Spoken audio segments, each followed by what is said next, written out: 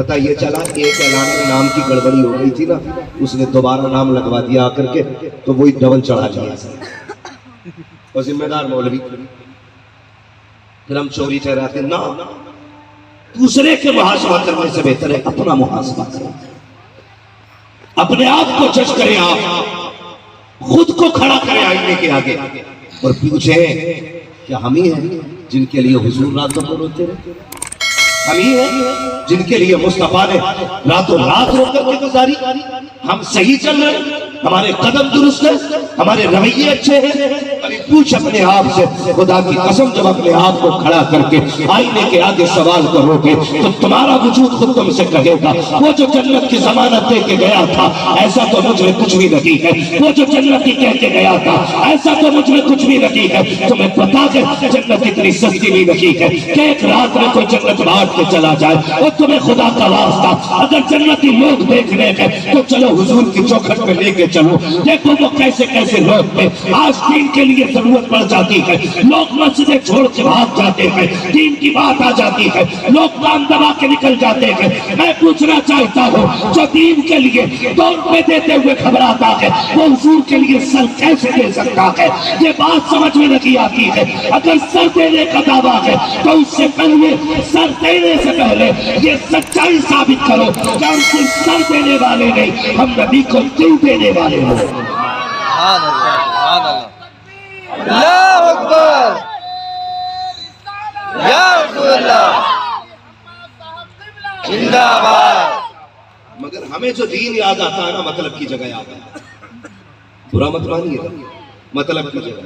कब जैसे निकाह पढ़ाया इमाम ने, पूछा भाई कितने चल रहे हैं, कितने चल रहे हैं? तो भाई वो कहते थे हमारे 5000 चले, हमारे 1500 में पढ़ा दें।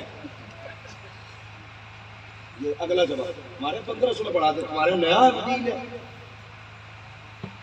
इमाम तो सारे ही एक से होते, फिर कह रहे इमाम सारे ही एक से होते। चलिए कलमा पढ़ने वाला, तूने किसका कलमा पढ़ा?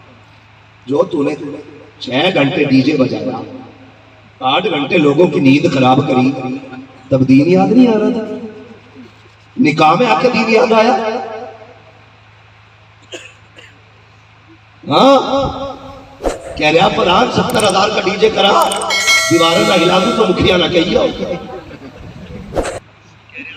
इससे नीचे तो बात ही नहीं है। मुझे उखेड़ देंगे फरिश्ते, मुझे सारी मुखियागिरी निकल जाएगी, सारी प्रधानी निकल जाएगी, सारी पैसों वाली अकल निकल जाएगी। 70,000 का लाया हूँ, 80 का लाया हूँ, ये कंडीशन है हमारी। हमें तब दीन याद नहीं आता जब शरीयत की बात होती है, तब हमें दीन याद नहीं आता। जब जेब का पैसा बचे तो दीन याद करते हैं हम लोग। हाँ क्या मेहर की मेहर लिस्ट बना के हराम खोर ने दिए पहले, जैसे इसके बाप ने कमा के रख दिया था। 3 इंच की पिलाई होनी चाहिए, 7 बाई 14 का बेड होना चाहिए, कमरे का फर्नीचर भी तुम्हें लगवाना। हराम की दौलत है। अरे बेटी पालती इससे बड़ा एहसान क्या लेगा? तो लिस्टें भेज रहे, तो जब मेहर की बात आती है ना, कह रहा फातिमी मांगता हूं। हाँ फातिमी में भी जीव निकल जाएगी, हल्के में मत लेना। 786 मत समझ लेना मेहरे फातिमी को। रेट तो मुझे नहीं मालूम है, वरना लगभग लाखों के समथिंग में बैठेगा मेरे फातिमी जा करके। आज सस्ता समझ रहे आप? हाँ कह रहे मेरे फातिमी बांध दो। हाँ ठीक है जी, मेरे बांधना लगानी साहब।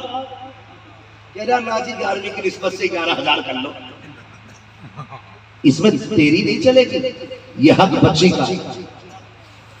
अगर उसने कहा 5 लाख बंधेंगे तो मर्जी है तेरी, निकाह करना या नहीं करना। तुझे हक नहीं है तू उसे दबा के उसके पैसे घटा करके। ये सही कह रहा हूं। जब तुम जहेज की बात करते हो तो बुलेट मुंह मांगी लेते हो, बोलेरो मुंह मांगी लेते हो, बारात का खाना रोटी का साइज देख के लेते हो, नाश्ता पहले लेते हो, खाने इतने महंगे कर दिए कि बाप पूरी जिंदगी एक बेटी की बारात में खर्च कर देता है, तब जाके किसी की बेटी को सुख से जाके किसी का बिस्तर में असर होता है। उस वक्त तुम्हें दीन याद नहीं आता है जब इसी बेटी के मेहर की बात होती है, औकात से घुटनों पे आ जाता है और कहता ग्यारह मांगे जाएगी, बेटा दे नहीं पाएगा। आज तुझे औकात नजर आ रही है। मैं तो ये कहता हूँ जितना शादियों में खर्चा हो उतना मेहर बांधो। फिर किसी की माँ ने दूध नहीं पिलाया है, ना ये डिमांड करेंगे, ना ये बेटी के बाल के ऊपर बोझ बन के देंगे। सुभान अल्लाह।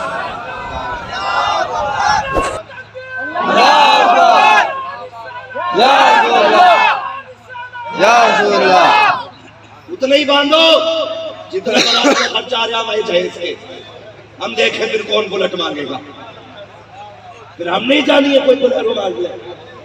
औकात में आ जाएंगे एक दिन में, कहते चल बारात तेरी, बेटा तेरा, खर्चा तेरी मर्जी का, बेटी मेरी है, मेहर उसकी मर्जी का रहेगा। और यहाँ का उसका कोई मोल भी रोकेगा नहीं, कोई मुफ्ती कम नहीं कर सकता, चलन रिवाज नहीं। बच्ची शरीफ है ना, 10 लाख भी मांगेगी तो कितने टेक के देने पड़ेंगे। हाँ देने पड़ेंगे, तो महर इस हिसाब के रख ले, रखो।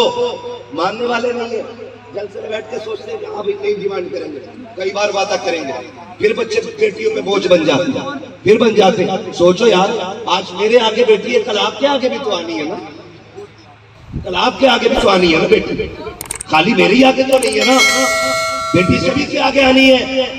इसलिए सारा ये फसाद खत्म कर दो। अगर तुमने ये खत्म नहीं किया ना तो कोई नहीं रोक पाएगा तुम्हारी बेटियों को गैरों के बिस्तर में जाने से। ये कान खोल के सुन ले, खाली हमारे चीखने से नहीं होगा, हर बाप को बेटी की इज्जत का पहरेदार बनना पड़ेगा। हर बाप ये सोचना चाहिए, और ये मेरी ख्वाहिश नहीं, ये हुजूर के दीन की फरमाइश है।